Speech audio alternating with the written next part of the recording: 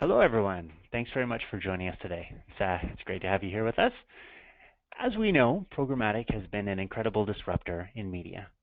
First, it fundamentally changed the way that display ads were bought and sold, and next came video.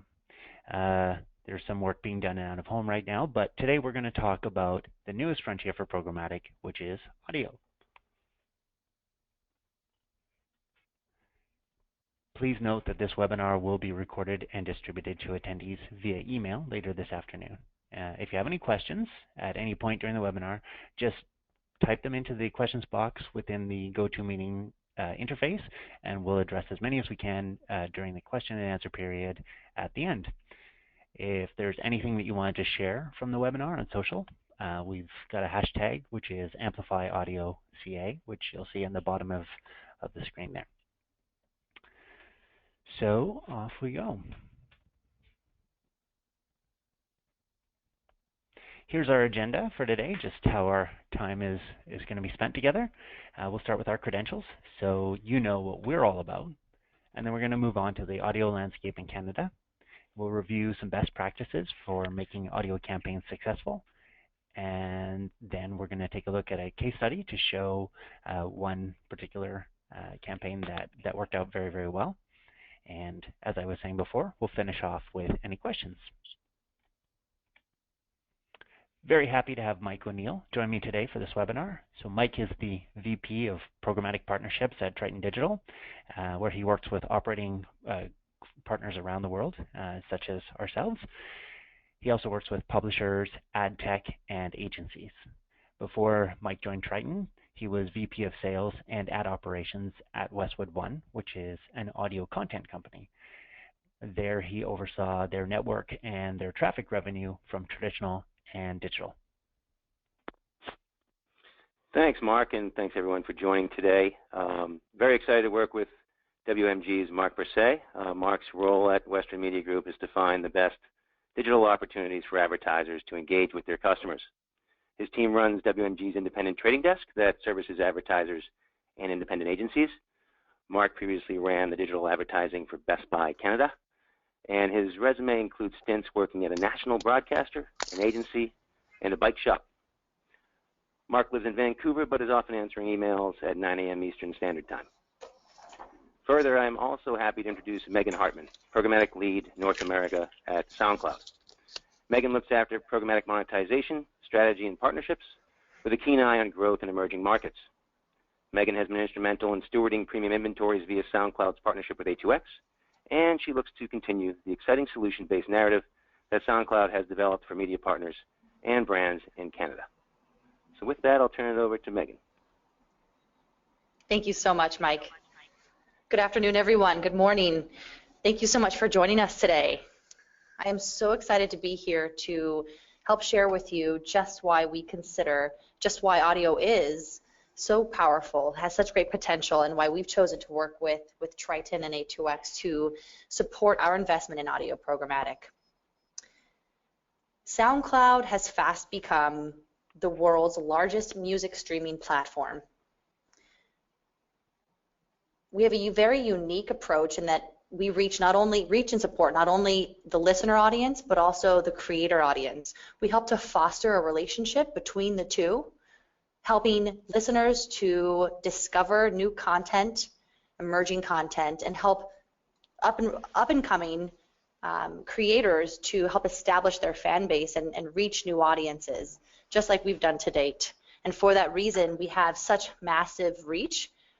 We're able to reach 167 million unique visitors around the globe, which is incredible. Because of the reason that SoundCloud is a platform where trends and passions emerge, this gives us the #1 reach into millennials and Gen Z because they trust SoundCloud as a destination to help them discover new content, what's hot, what's popping. They trust us to deliver that content, and for that reason, we have this very personal connection to them, and so it's up to us to deliver to them a great experience. Audio is so incredibly personal, the most personal medium in history, because we as consumers, not just consumers, but as humans, choose to plug into audio. Listeners are plugged into SoundCloud from the moment they wake up to the moment they go to sleep. We as SoundCloud journey with our listeners through their day-to-days, through their interests. They choose audio to support their various moods and their lifestyles. Really, audio has become the soundtrack to our lives. We have insight into what listeners are playing in the moment, on the go. We have this unique power and opportunity to engage with them on a personal level, whether they're playing playlists for cooking, for chilling, for hiking, for biking, for studying, for celebrating or commiserating. We are there with them and partnering with them, just as we partner with our brand marketers.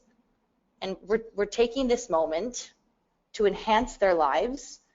It presents an opportunity to complement them in the moment and their experience. And that's why audio and programmatic are so incredibly complementary and perfect.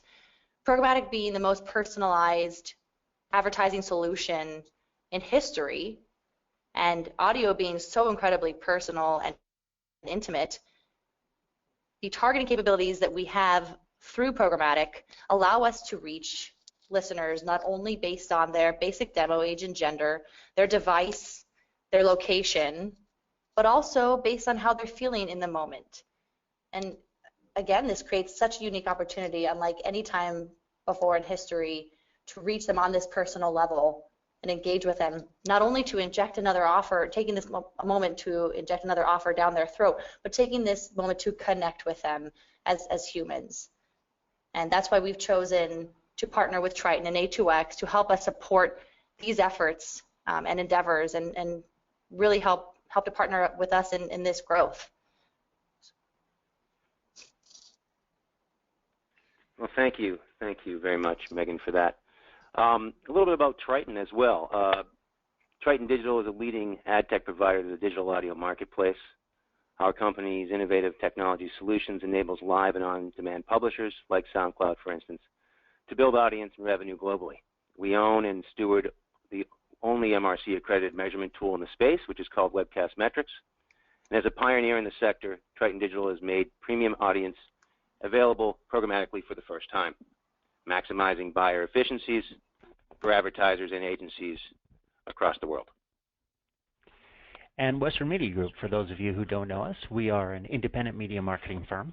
Our company was built on radio. That was our first medium, but since then we've expanded into other media, especially digital. We've been active in the programmatic space as a company since 2011, so we have plenty of experience. And we are the country operating partner for A2X, which is, as we said, Triton's programmatic audio ad exchange. So probably best to have a look at what makes up the many facets of audio so we can zero-base the presentation accordingly. The marketplace of audio includes many things, right? So you have broadcast radio, often called over-the-air radio, which includes heritage brands like Bell, iHeart Radio, Rogers, Chorus, CBC, and more. You have satellite radio options like SiriusXM, and you have streaming audio, which is digital audio transmitted via the internet. It includes names like ESPN Radio, iHeart Radio, Patterson Radio, and more. And then you have on-demand publishers with leaders like SoundCloud, Slacker Radio, 977 Hits Radio, and others. We are also seeing a rising podcast format, of which many are streamed for convenient audience consumption. Via our ad tech solutions, Triton Digital focuses on the streaming section of this slide, assisting in monetization strategies for publishers and efficient buying tactics for buyers. So when one thinks about the excuse me? Go ahead, Mike. So when one thinks about the evolution of audio, I think it's important to have a look at the benefits of programmatic audio to begin with. Mark? Thanks. Some great reasons to use programmatic audio for advertising. The targeting, as we've mentioned, is very powerful. There's demo, geo, device. In some cases, there's musical genre. And it gives you the opportunity to tailor your ad to the musical stream that the person is listening to. It's immersive. It's a full ad experience. You're not competing with any other ads or any other content. It's non-skippable. People are accustomed to hearing ads in audio streams in a natural break.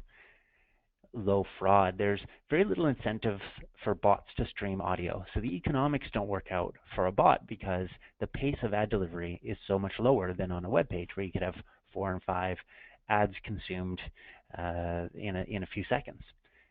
It's mobile first, so the majority of the impressions are served to mobile devices, but you don't have small screen barriers like tiny little banner ads that are difficult for older people to read.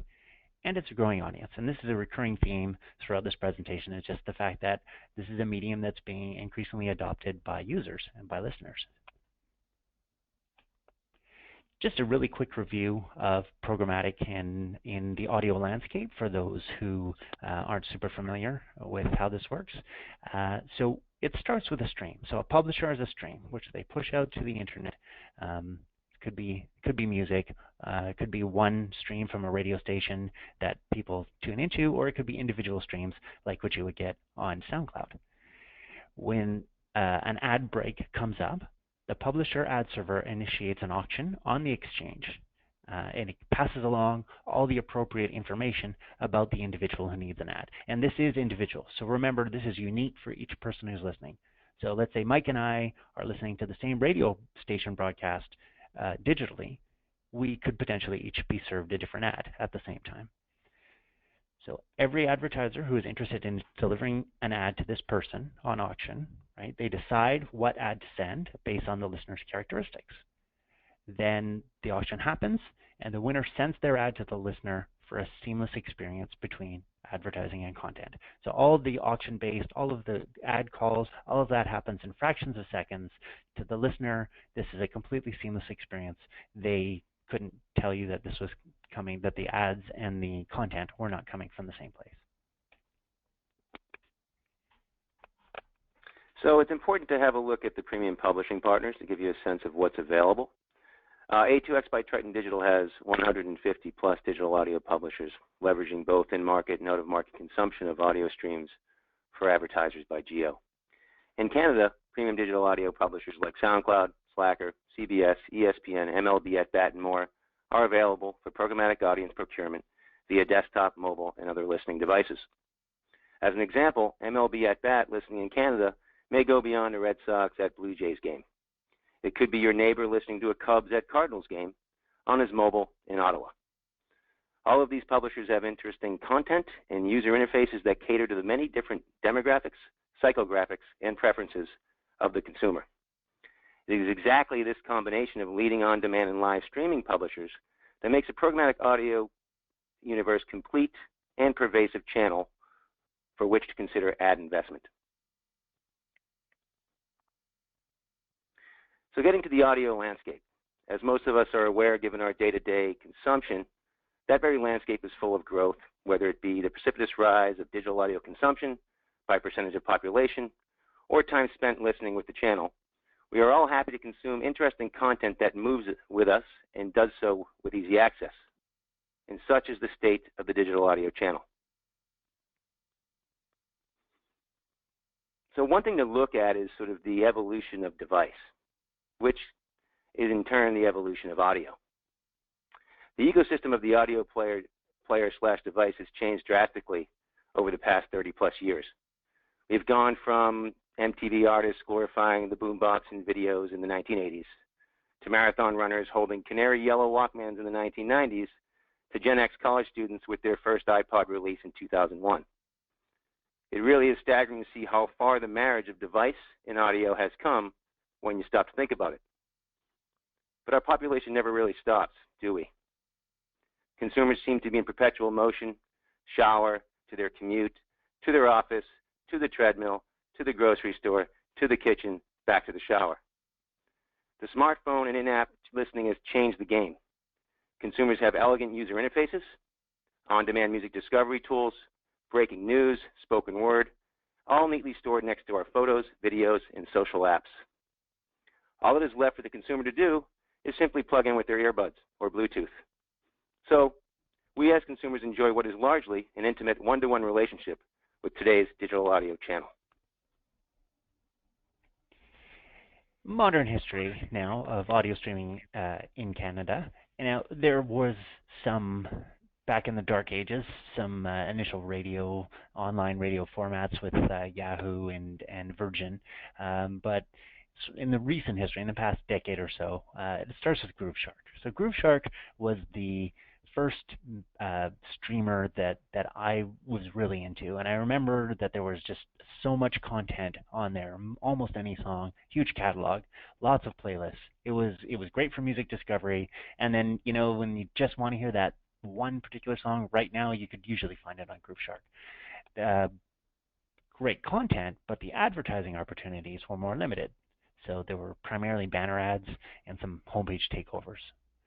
Then came Songza, and Songza was, they brought the game up a level. So they found sponsorable moments and customized playlists. So things that were new opportunities for marketers to take advantage of that audience.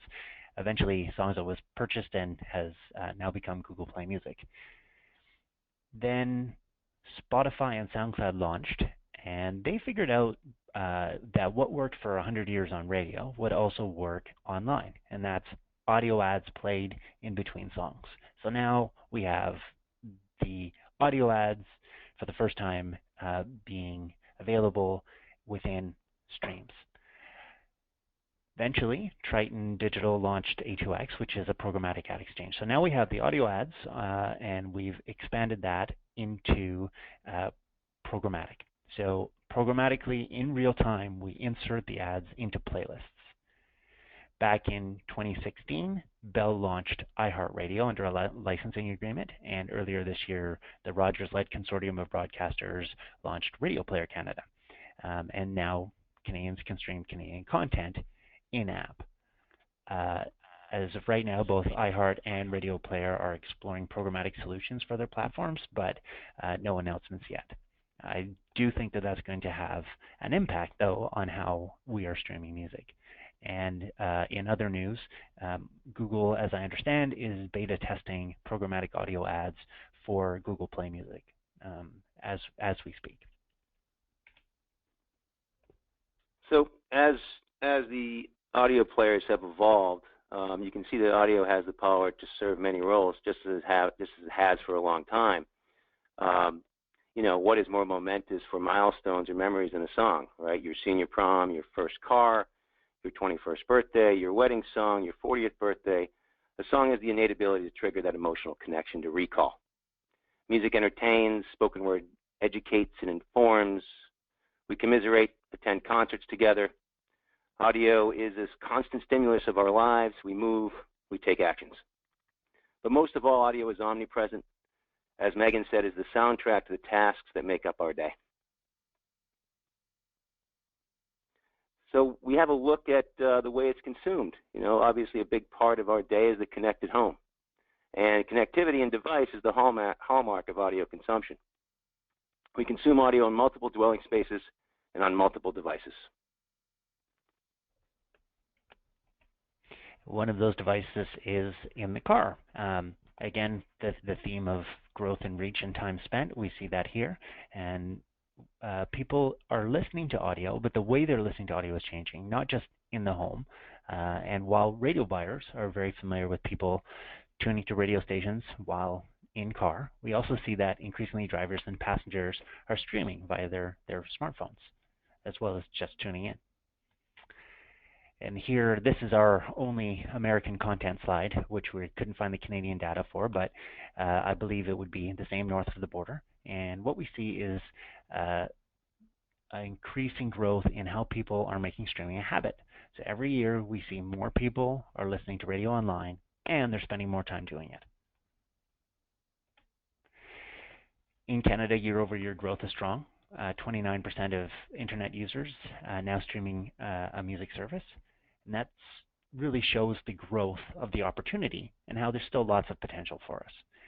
And as I was saying before, with the launch of iHeart and Radio Player in 2017, we'll probably see a lot more growth in streaming in this country.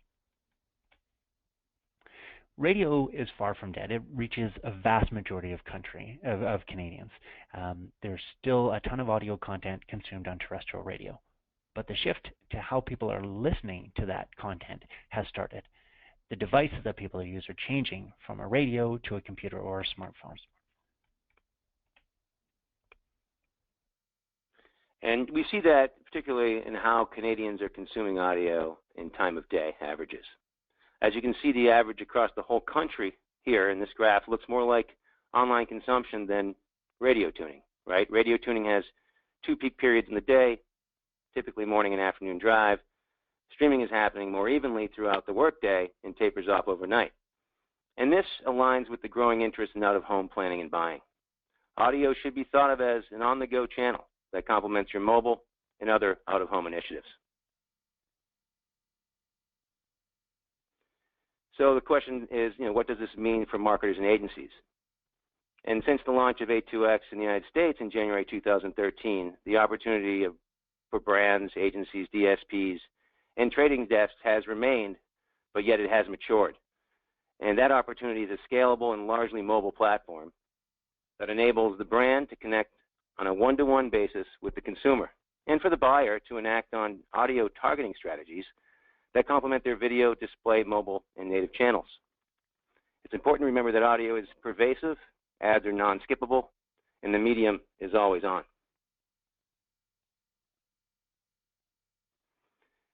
So what I'd like to do is to get into some quick best practices. When thinking of programmatic audio buying best practices, one should think of the budget source and whether it is appropriated for upper funnel, mid-funnel, or lower funnel, and align their trading tactics accordingly to reach advertiser KPI.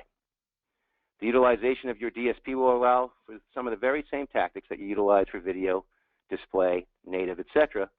But audio, like every channel, has its nuances and core competencies.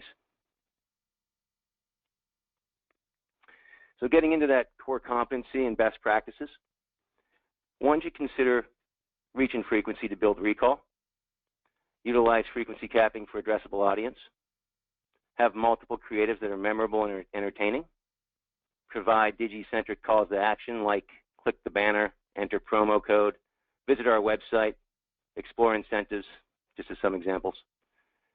You should track both audio and companion units from the beginning of your campaign for most detailed reporting, and you should utilize audio experts in the marketplace to ensure strategies meet requirements. And then we think about other channels in our overall planning and buying of other for our campaigns. And I think it's important that one should think holistically about their audio campaigns and run complementary strategies across all channels. The rotation per proper creative, given device and channel, time of day should be explored and considered. The ability to identify listener through ad ID or cookie across channels, following the consumer effectively as they engage with your brand is a sound strategy. Different creative provides varying results, of course, so one should think about test and tracking multiple creatives and refine based on the results. The 30-second unit and 15-second unit are the most popular and widely accepted audio length at the moment. And one should think about a healthy frequency in audio in order to establish recall, which is certainly a heavy lifter for the channel.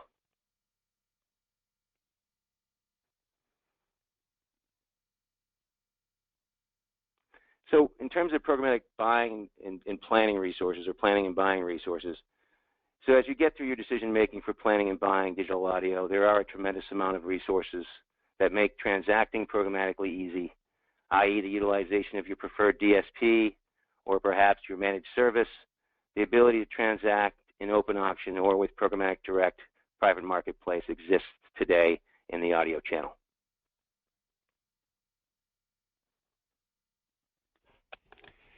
How do you know that your investment is performing against your KPIs? Well, the simple answer is to track everything.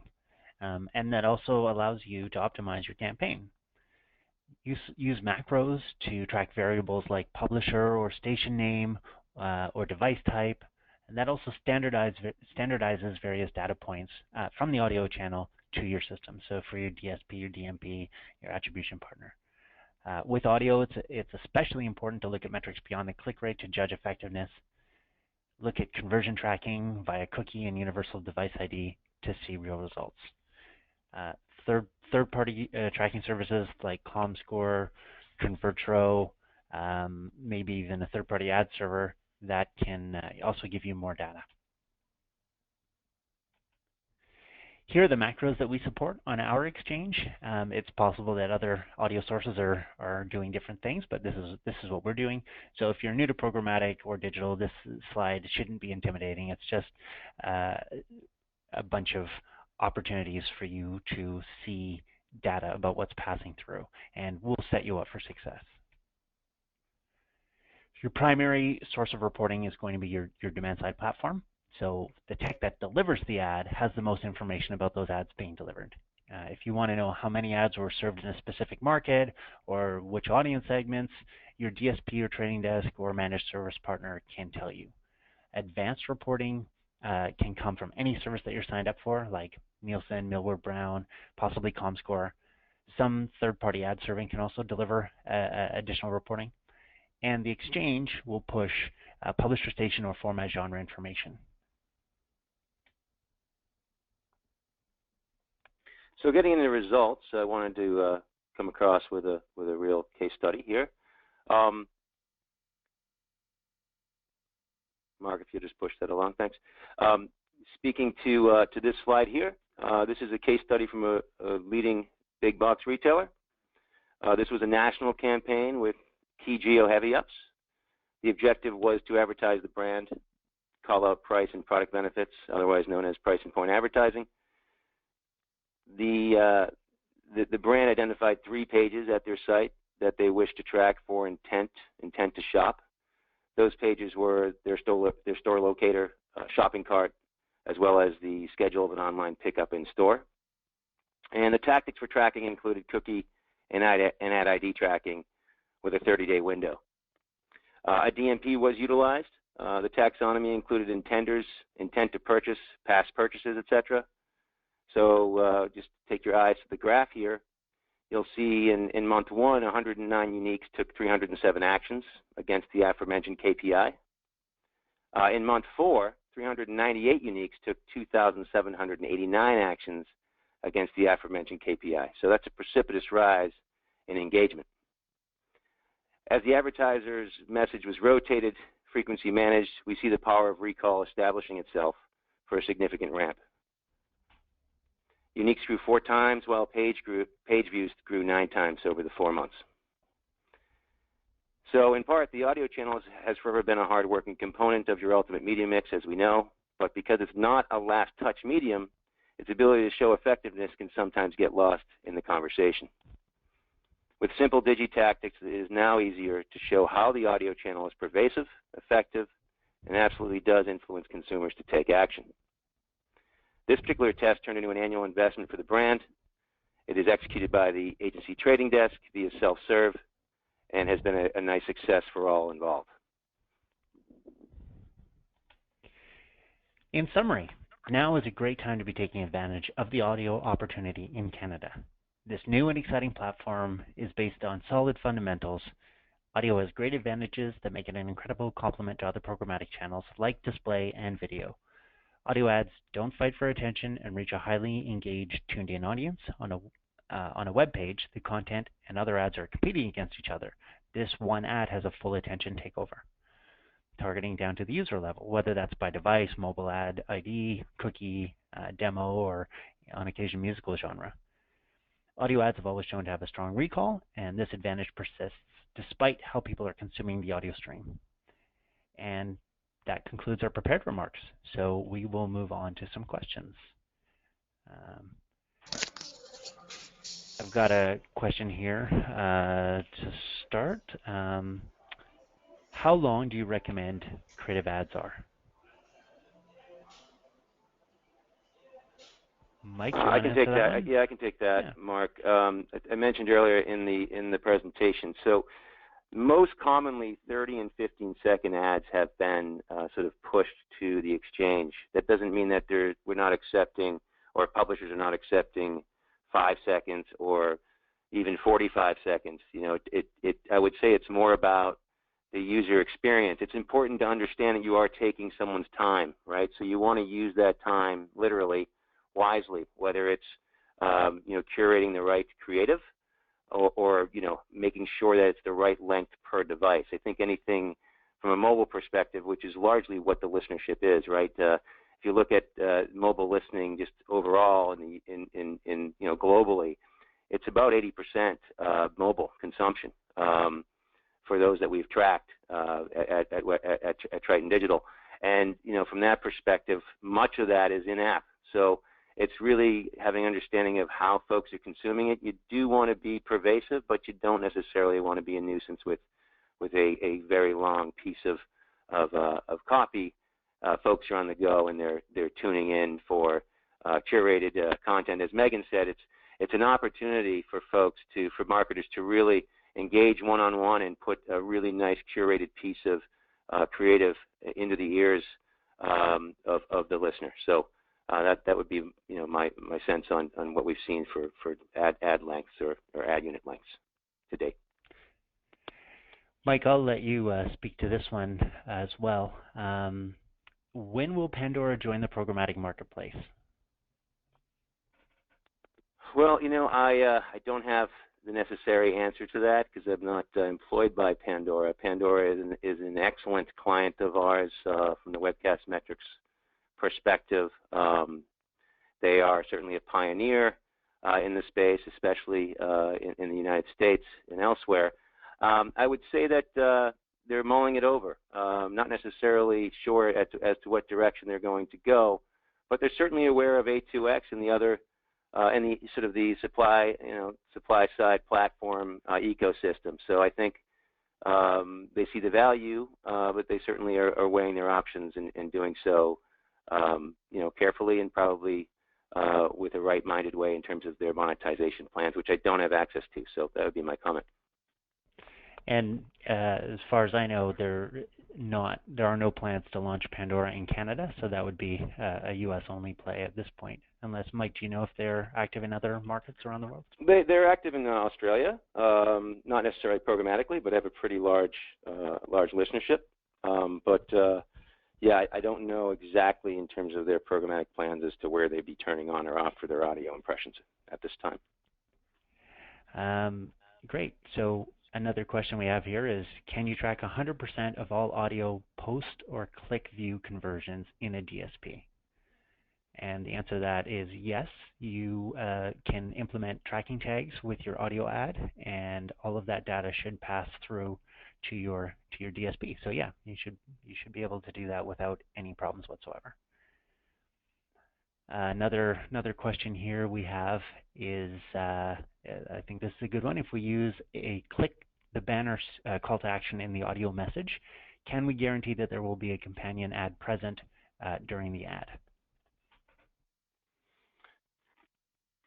I can take that. So if you're utilizing a DSP, and obviously there's the UI, which would delineate those that have banner versus those that do not, then you could execute accordingly. So it all depends on what's passed through the DSP and how the DSP is making that available in the UI. And it's also going to depend on your audio source. So where A2X specifically has a very high level of companion delivery, other sources may not. Another question that we have here, are there any stats around ad fatigue or frequency? I would say it really depends on the campaign. If you look at sort of the frequency that's recommended, it really depends on what your goals are.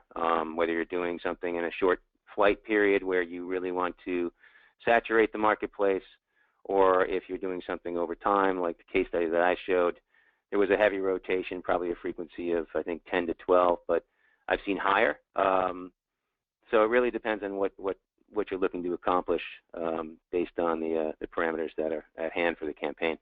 Best way I could answer that. And speaking of that case study, Mike, we have a question here. Were you tracking conversions in the case study, or was that done through a third party? Yeah, we were not tracking conversions in the case study. That was done through a third party. The three KPI that I mentioned in terms of sort of mid to lower funnel activities is what we tracked.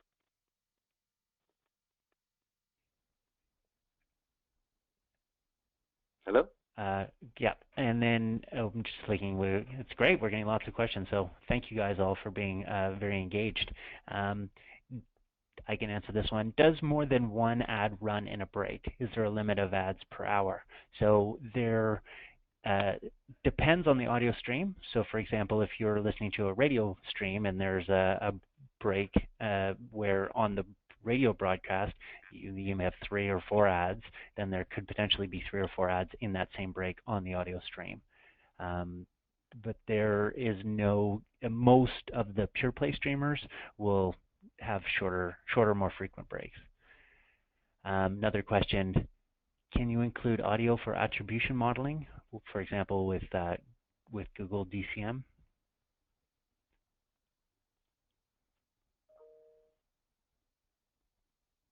Mike, can you answer that one? Sorry.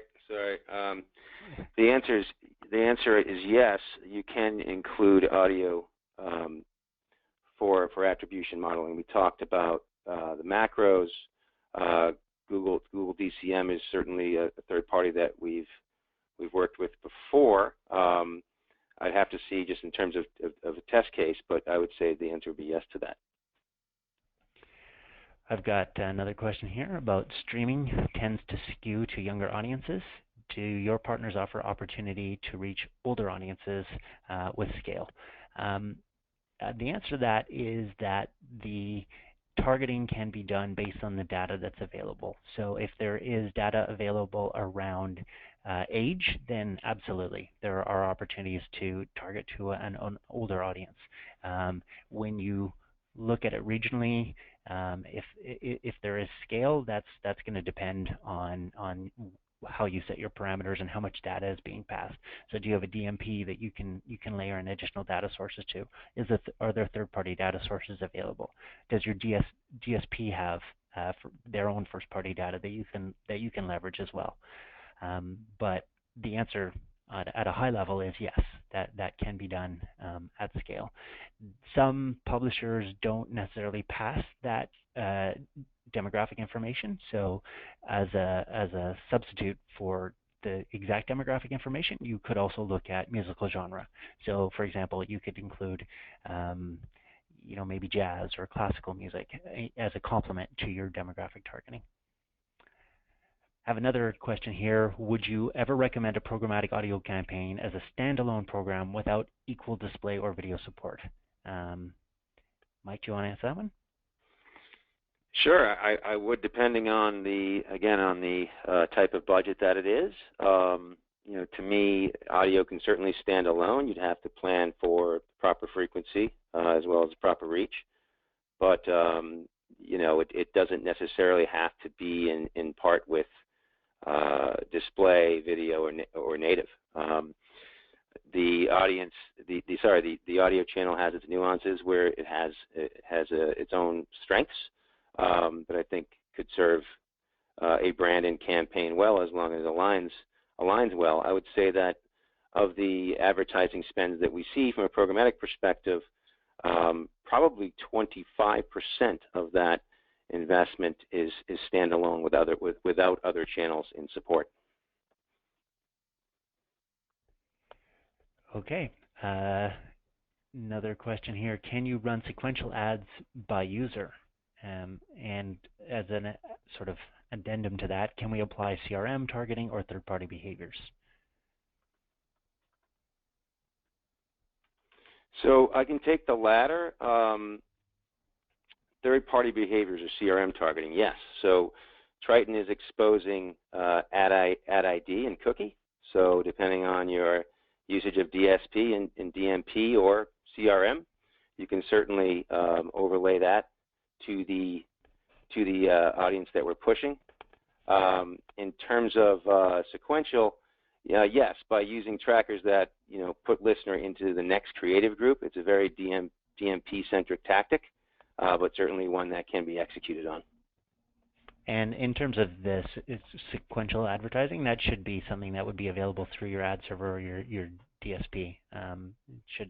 Should be more or less exactly the same. I mean, I'm not 100% certain on that. I don't have any case history that I can refer back to, but it should be, because we passed that information of cookie and device ID. We should be able. Your ad server should be able to follow the same business rules that anything else. Oh, can it be done in the same stream session? Let me think about that for a second.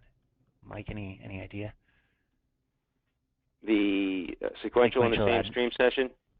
Well, I would agree with you that DSP manages the creative sequencing, so let me think about that. Depending on actually, you know what? Because each ad placement would be its own auction, so you should be able to set the same frequency with your, regardless of whether it's in the same stream session. If you wanted to run, for example, like 2 15s, you might be better to bid as a 30 with sort of two pieces of creative joined together. Yeah, and I think it's important to think about, given the time for the DMP and the DSP to control the sequence, right? So there is that piece that has to be thought about for same stream. Yeah, and it might conflict with your frequency capping if you were to do that, unless you set a frequency cap of 2 per hour or something like in that range. Great. Well, that's all the questions that have been submitted. If you do come up with anything else, please reach out, and we're more than happy to answer any questions, further the dialogue. And we thank you very much for your time, for joining us. Thank you, Mike and Megan, for your time today. Appreciate you joining us and helping paint the picture of the audio landscape in Canada. So just a reminder that the presentation will be available on our website as well as emailed out to you all today. Thanks again, and Great. Bye-bye. Thank you, everyone. Thank you all.